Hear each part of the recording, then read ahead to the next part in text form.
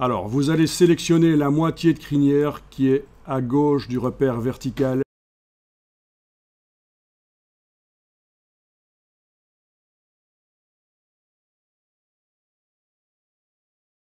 Quand je suis dans la répétition miroir, si je double-clique sur répétition miroir ici, je vais pouvoir indiquer que les vecteurs vont être différents.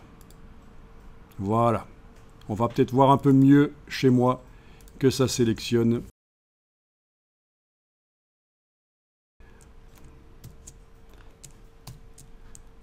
Dans les préférences, et je vais aller le faire ici, Illustrator Réglages ou sur PC, Édition, Préférences, la sélection et l'affichage des points d'ancrage.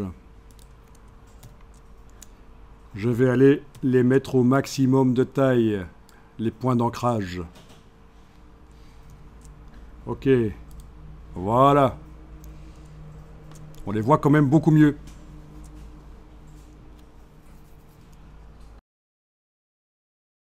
Sélectionnez la crinière ici avec la flèche noire. Ok, édition, copier. Édition, coller sur place. Outil de transformation manuelle. Je place la cible bleue proche ici du repère.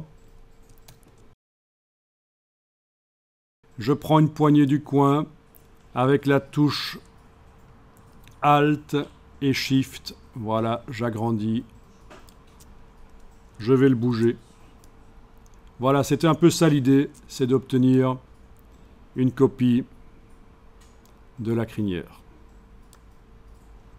Donc, je répète ce qui vient d'être fait. Après, on va redimensionner la crinière, elle est un peu trop bas par rapport à sa tête. On sélectionne la moitié de la crinière qui est à gauche du repère vertical. On fait CTRL-C, puis édition, coller sur place. Voilà. Sur place, voilà. Et puis on a activé l'outil de transformation manuelle. Placer le centre de transformation, la petite cible proche du repère vertical.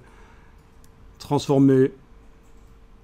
Et c'est donc pour qu'une copie de la crinière soit plus grande. On voit les deux traits maintenant, chaque fois. Vous pouvez réessayer CTRL-C, pas CTRL-V, édition, coller sur place. À nouveau, transformation manuelle avec la cible éventuellement là, proche du repère. Je prends la poignée et voilà. Bien. Et là, je vais sélectionner tout ça et redimensionner parce que par rapport à la tête de lion, c'est un peu grand.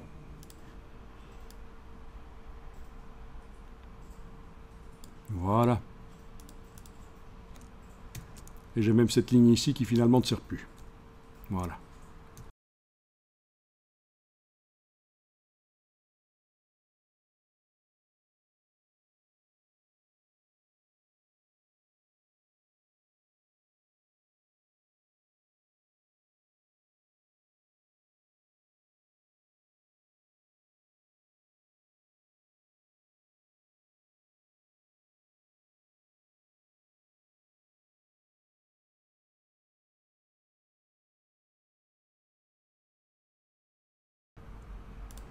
Alors, est-ce que il n'y en a pas une en trop visuellement?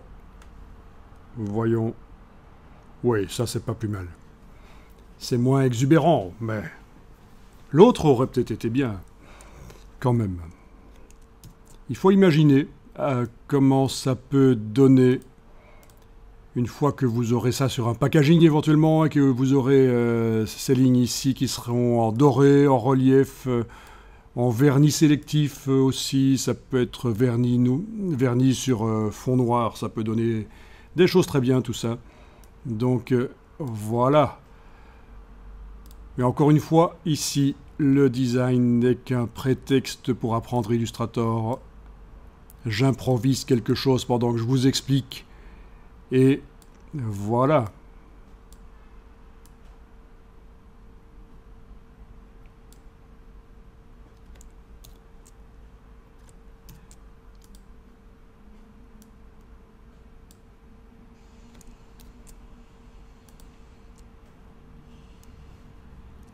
Bien, donc on a des lignes dont certaines sont ouvertes et même très ouvertes.